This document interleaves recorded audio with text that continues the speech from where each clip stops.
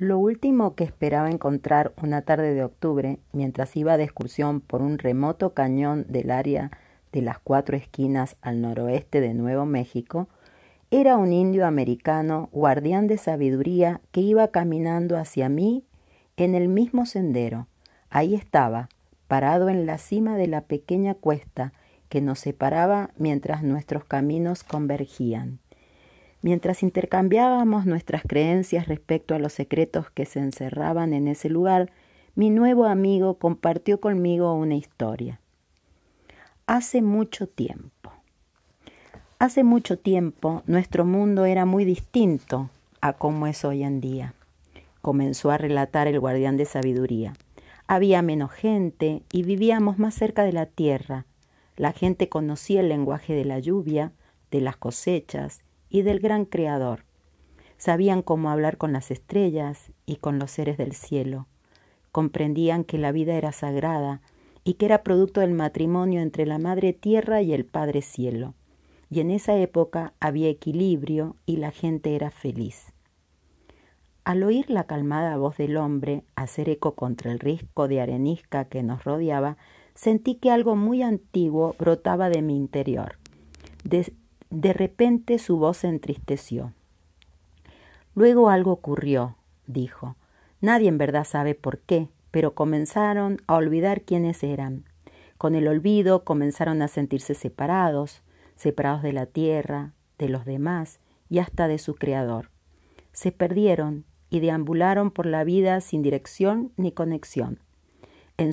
Creían que tenían que pelear para sobrevivir en este mundo y defenderse contra las mismas fuerzas que les habían dado la vida, en la que habían aprendido a vivir en armonía y confianza.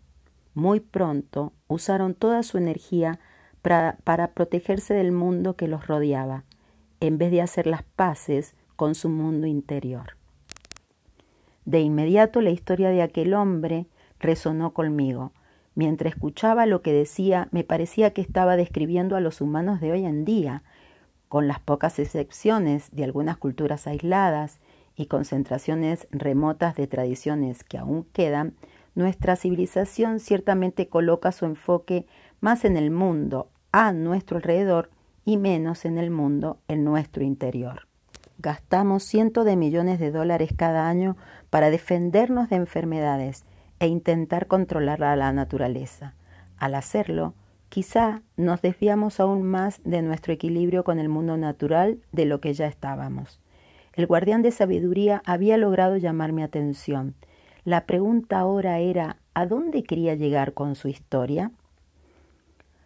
Aunque habían olvidado quiénes eran, en algún punto de su interior permanecía el don de sus ancestros, continuó. Todavía le quedaba un recuerdo, que vivía con ellos. En sus sueños sabían que poseían el poder de sanar sus cuerpos, de atraer la lluvia cuando fuera necesario y de hablar con sus ancestros. Sabían que de alguna manera podían encontrar de nuevo su lugar en el mundo de la naturaleza. Mientras intentaban recordar quiénes eran, comenzaron a construir cosas fuera de sus cuerpos para recordarles quiénes eran en su interior. Con el paso del tiempo, incluso construyeron máquinas para curar a las personas, crearon químicos para hacer crecer sus cosechas y extendieron cables para comunicarse a través de largas distancias. Cuanto más se desviaban de su poder interior, más enredaban sus vidas externas con las cosas que creían que los harían felices. ¿Cómo termina la historia?, le pregunté al guardián de sabiduría. ¿Lograron esas personas encontrar su poder y recordar quiénes eran?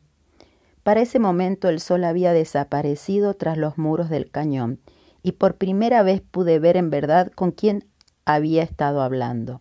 El hombre de tez bronceada por el sol estaba de pie al frente mío con una amplia sonrisa. Al escuchar mi pregunta, se quedó callado por un momento y luego susurró: «Nadie lo sabe porque la historia no ha terminado». Aquellos que se perdieron son nuestros ancestros y nosotros somos los que estamos escribiendo el final. ¿Usted qué cree?